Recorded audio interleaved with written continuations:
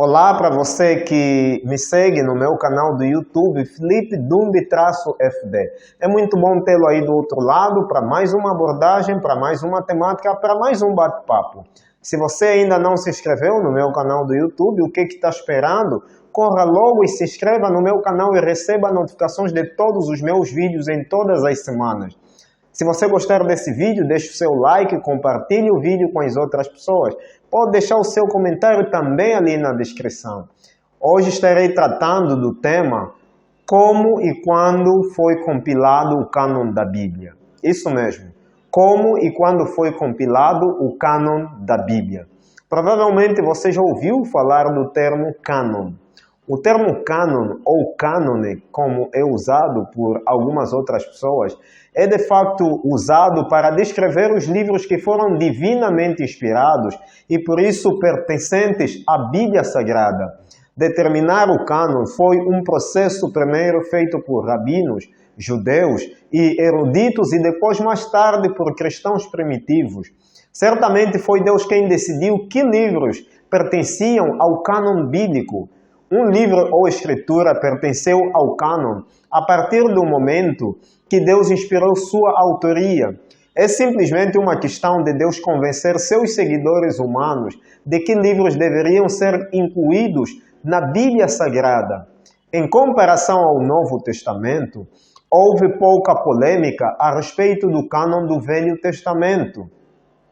Crentes hebreus reconheceram os mensageiros de Deus e aceitaram o que escreveram como inspirados por Deus. De certa forma, houve inegavelmente algum debate a respeito do cânon do Velho Testamento. Entretanto, por volta de 250 depois de Cristo, houve uma concordância quase universal a respeito do cânon das Escrituras hebraicas. A única pendência foi sobre os livros apócrifos, com algum debate e discussão que se estende até os dias de hoje. A vasta maioria dos eruditos hebreus consideraram os apócrifos como bons documentos históricos e inclusive religiosos, mas não no mesmo nível das escrituras hebraicas. Para o Novo Testamento, o processo de reconhecimento e inclusive compilação começou nos primeiros séculos da Igreja Cristã. Desde o início, alguns dos livros do Novo Testamento foram sendo reconhecidos. Paulo, por exemplo, considerou os escritos de Lucas tão cheios de autoridade quanto o Velho Testamento, lá com base a 1 Timóteo 5,18, e em comparação com Deuteronômio 25, verso 4 e Lucas 10, verso 7. Pedro reconheceu os escritos de Paulo como parte das Escrituras, de acordo com 2 Pedro 3, 15 a 16. Alguns dos livros do Novo Testamento circulavam entre as igrejas com base a Colossenses 4, 16 e 1 Tessalonicenses 5, 27. Clemente de Roma mencionou ao menos 8 livros do Novo Testamento. Inácio de Antioquia reconheceu cerca de 7 livros. Policarpo, um discípulo de João, o apóstolo, reconheceu 15 livros. Mais tarde, Irineu mencionou 21 livros. Hipólito reconheceu 22 livros. Os livros do Novo Testamento que provocaram maior polêmica foram o livro de Hebreus, Tiago, 2 Pedro e 2 João e 3ª Epístola de João.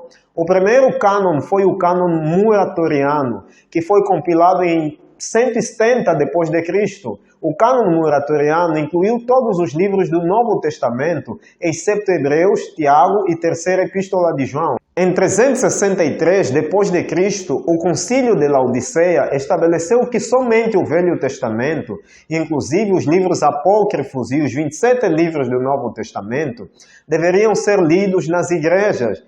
O Concílio de Hippo, em 393 depois de Cristo, e o Concílio de Cartagena, em 397 depois de Cristo, também afirmaram a autoridade dos mesmos 27 livros.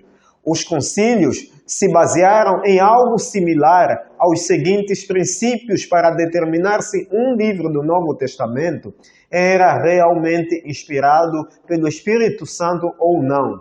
Primeiro item que foi levado em conta é o autor. Se o autor foi um apóstolo ou teve uma estreita ligação com um apóstolo. O segundo item é se o livro é aceito pelo corpo de Cristo como um todo.